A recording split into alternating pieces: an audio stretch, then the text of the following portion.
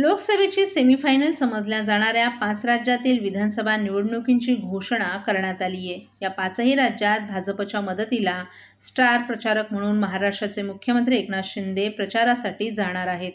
यासाठी शिंदे यांच्या गटातर्फे जय्यत तयारी करण्यात आली आहे. दौऱ्याचा सविस्तर कार्यक्रम लवकरच जाहीर करू अशी माहिती शिवसेना प्रवक्ते नरेश मस्के यांनी दिली आहे. 5 राज्यातील मराठी भाषिक मतदारांच्या भेटीगाठी घेऊन मुख्यमंत्री त्यांच्याशी संवाद साधणार आहेत. त्या राज्यातील जनताही मोठ्या प्रमाणात महाराष्ट्रात राहते. ते शिवसेनेशी जोडले गेले. ते सुद्धा या दौऱ्यादरम्यान मुख्यमंत्र्यांसोबत असणार असल्याची माहिती नरेश मस्के यांनी दिली आहे.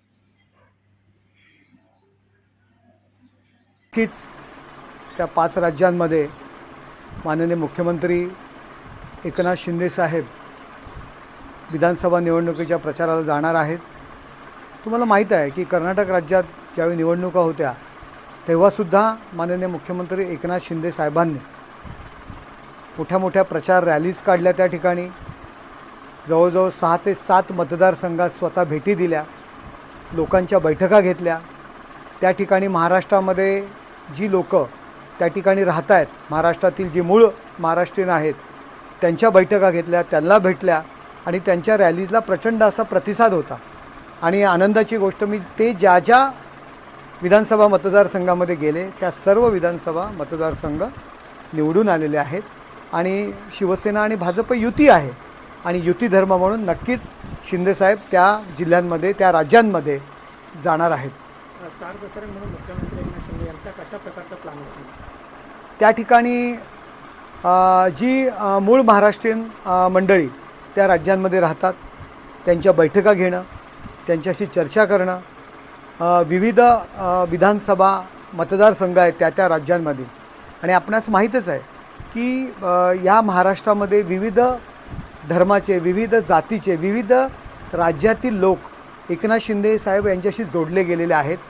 महाराष्ट्रामध्ये विविध ठिकाणी राहणाऱ्या मुंबई, ठाणे आणि इतर भागातील जी त्या राज्यातील जी मंडळी आहेत तीसुद्धा माननीय मुख्यमंत्री एकनाथ शिंदेसाहेब यांच्या समवेत त्या राज्यांमध्ये जाणार आहेत, आपापल्या गावांमध्ये जाणार आहेत आणि भाजपाला निवडून देण्याच्या दृष्टीने प्रचार करणार आहेत.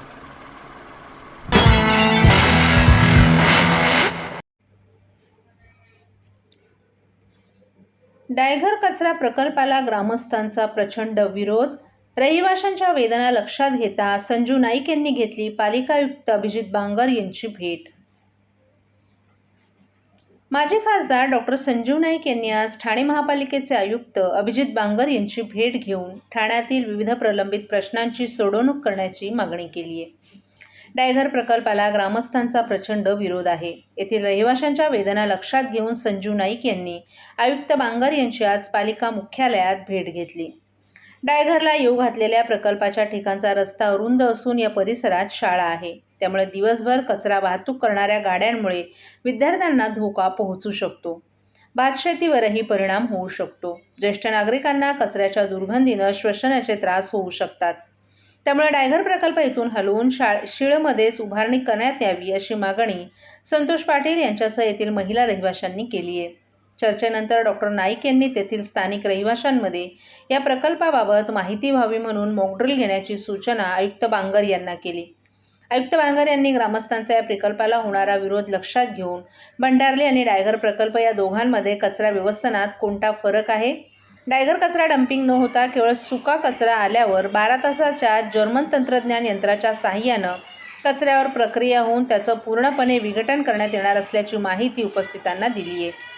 सध्या ठाणे शहरात 10 टनाच्या आसपास कचरा जमा होत असून शहरात प्रभाग स्तरावर कचऱ्याचं निर्मूलन होण्यासाठी प्रकल्प उभारण्यात येत आहेत. परंतु भविष्याचा विचार करता डायघर येथे 1200 टन कचऱ्यावर प्रक्रिया होण्याची क्षमता असणारा हा प्रकल्प उभारताना आरोग्याची ना केवळ सुरक्षा, वाहतूक सुरक्षा याचा जरूर विचार हा प्रकल्प राबवताना होईल असा विश्वास आयुक्त बांगर यांनी डायघर येथील स्थानिक नागरिकांना दिलाय. दिवाळीनंतर म्हणजे 17 नोव्हेंबर ते 20 नोव्हेंबर या कालावधीत साजरा होणाऱ्या छटपूजेसाठी 14 नोव्हेंबरपासून उपवन तलावासह शहरातील तलावांच्या ठिकाणी महापालिकेच्या वतीनं कृत्रिम तलाव तसंच विद्युत आणि मंडप व्यवस्था उपलब्ध करून देण्याची मागणी देखील डॉक्टर नाईक यांनी केली आहे. सुमारे 6-7 वर्षांपूर्वी विविध प्रकल्पांमध्ये जे बाधित रहिवासी आहेत त्यांना अजून घरं मिळाली नसून ती लवकरात लवकर मिळावीत अशी मागणीही त्यांनी केली आहे. यावेळी रुद्र प्रतिष्ठान आणि जय फाउंडेशनचे धनराज सिंग, डायघर येथील स्थानिक नागरिकही उपस्थित होते. भेट घेतलेली आहे. विविध प्रश्न होती. मुख्य विषय होता गायकरचा जो डम्पिंग ग्राउंडचा. आज या ठिकाणी माननीय आयुक्त बांगर साहेब यांच्याकडे टायगर आणि त्या परिसरातील स्थानिक लोक, भूमिपुत्र लोक यांचे काही विषय होते. त्याच्यामध्ये खास करून होता डम्पिंगचा.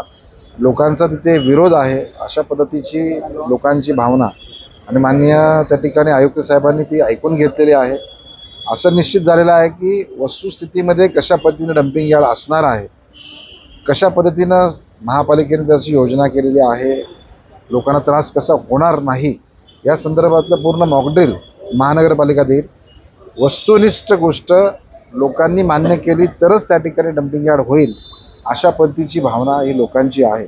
आणि म्हणून लोक, जनप्रतिनिधी आज नाही आहेत, आणि म्हणून ती बाब लक्षात घेऊन या ठिकाणी आयुक्त साहेबांची भेट झालेली आहे. मला विश्वास आहे की बांगर साहेब हे नोव्हेंबरमध्ये आमच्या इथे काम केलं होतं. एक चांगले आयुक्त म्हणून त्यांनी ओळख आहे.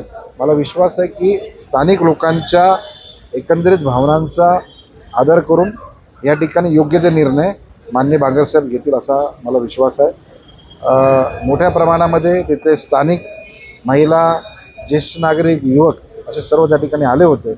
मला असं वाटतं की त्यांच्या एकंदरीत ज्या काही अडचणी आहेत किंवा त्याचा जो रोष आहे हा डम्पिंग यार्डला नाही आहे. तर भविष्यात जर डम्पिंग यार्ड करत असताना आयुक्तांचं म्हणणं आहे की तिथे प्रोसेस होणार, पण जर उद्या चुकून प्लांट बंद पडला तर तो येणारा जो दुर्गंधी आहे, तिथे मोठ्या ट्रक्स येणार आहेत, तिथे लहान मुलं, शाळा आहेत, त्याची सुरक्षितता, ह्या एकंदरीत या सर्व गोष्टींचा विचार करून माननीय आयुक्त साहेब लवकरच त्याची भेट देत आहेत आणि या लोकांना मॉकड्रिल देणार आहेत अशा पद्धतीने त्यांनी सांगितलेलं आहे.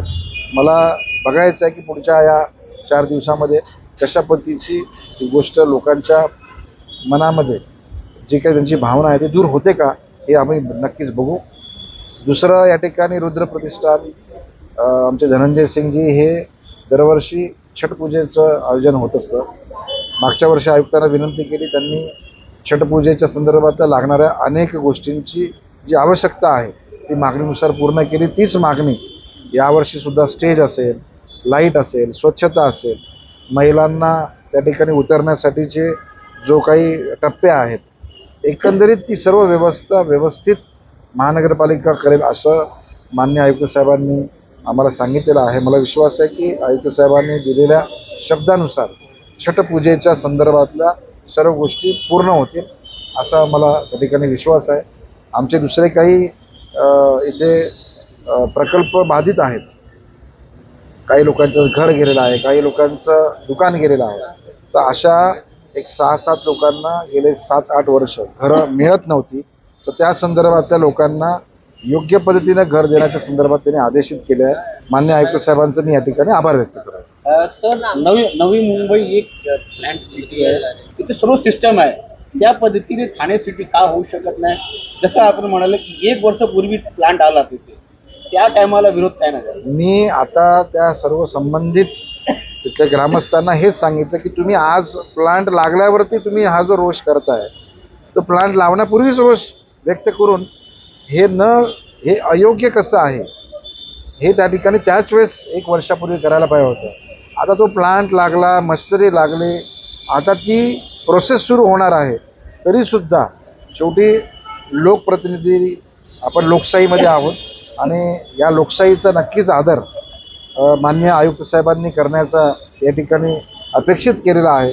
आणि तुम्ही सांगितलेलं गोष्ट बरोबर आहे की नवी मुंबई हे नियोजनबद्ध शहर आहेच, आणि म्हणून जगातलं अनेक देशांचे आणि शहरांची नावं मगाशी काही त्या अधिकाऱ्यांनी आणि आयुक्तांनी घेतली, परंतु भारतामध्ये नवी मुंबई महानगरपालिकेचं आयोजन हे 25 वर्षापूर्वीपासून आहे. आणि म्हणून भारतामध्ये नंबर 3 आणि महाराष्ट्रात नंबर 1 सातत्यानं मिळतं. याचं कारण आहे की नाईक साहेबांचं नियोजन गेल्या 25 वर्ष आहे. आजपर्यंत जे झालं नाही ते आताचे जे काही इथले जनप्रतिनिधी आहेत, आता इथे माननीय मुख्यमंत्री साहेब स्वतः लक्ष देत आहेत, इथे लोकप्रतिनिधी लक्ष देतात. मला विश्वास आहे की आता तरी ठाण्याचा कायापालट नक्की होईल असं मी विश्वास व्यक्त करतो. दुसऱ्या राज्याचे लोक नवी मुंबईचे प्लॅन बघायला येतात, त्या हिशोबाने आपल्या राज्यात प्लॅन करतात. बाजूला राहून ठाणा तसं प्लॅन करत नाही. मला विश्वास आहे की आतापर्यंत नाही आले, बांगर साहेबांच्या राज्यामध्ये आता सर्व प्लॅन बघायला येतील. थँक्स. मद्य पिऊन वाहन चालवणाऱ्या चालकाला मैं घर घर जाके काम करती हूँ। मेरे हस्बैंड ऐसी बेलदारी मजदूरी करते हैं। पहले मैं टीके लगवाती थी, फिर ऐसा हुआ कि हम लोग काम करते थे, हमारा काम डाउन होने लगा, फिर हम गांव चले गए। फिर गांव से आए तो हम दोनों काम में बिजी हो गए। एनम दीदी हमारे एक दिन घर आई, उन्होंने कहा कि मुझे कार्ड दिखाओ। फिर उन्होंने देखा उसमें कुछ टीके छूटे पड़े। आस पड़ोस में जितने भी बच्चे हैं उनके घर पर गए, उनकी मम्मी पापा से बोले जो जो बच्चे छूट गए हों वो बच्चे अपना टीका लगवा लें। अब हम लोग सारी लेडीज मिलकर बच्चों का टीका लगवा के आए। हम तो भूल गए थे कि हमारे बच्चे का टीका नहीं लगा, लेकिन सरकार नहीं भूली, हमारे दरवाजे पर आए और टीका लगाए। मिशन इंद्रधनुष।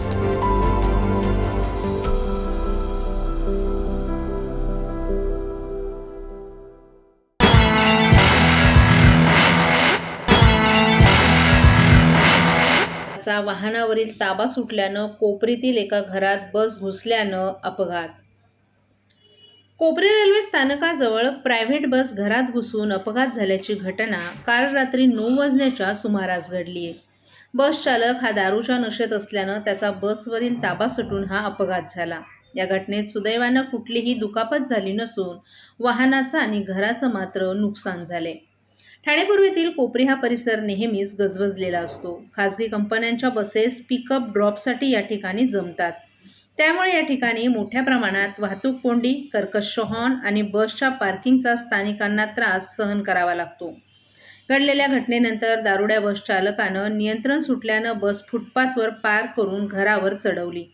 या अपघातानंतर नागरिकांचा संयम तुटला आणि संतप्त नागरिकांनी या दारुड्या वाहन चालकाला पोलिसांच्या ताब्यात दिलं. बस थांबा परिसरात मोठ्या प्रमाणात वस्ती असून त्या ठिकाणी लहान मुलं खेळत असतात. नागरिकांची ही वर्दळ सुरू असते. सकाळच्या सुमारास त्या परिसरात कपडा बाजार भरलेला असतो. त्यामुळे नागरिकांच्या सुरक्षेच्या दृष्टीनं या बस चालकावर कडक कारवाई करण्याची मागणी स्थानिकांनी केली आहे. तसंच वाहतूक पोलीस कुठलीही कारवाई करत नसल्याचा आरोप देखील स्थानिकांनी केलाय.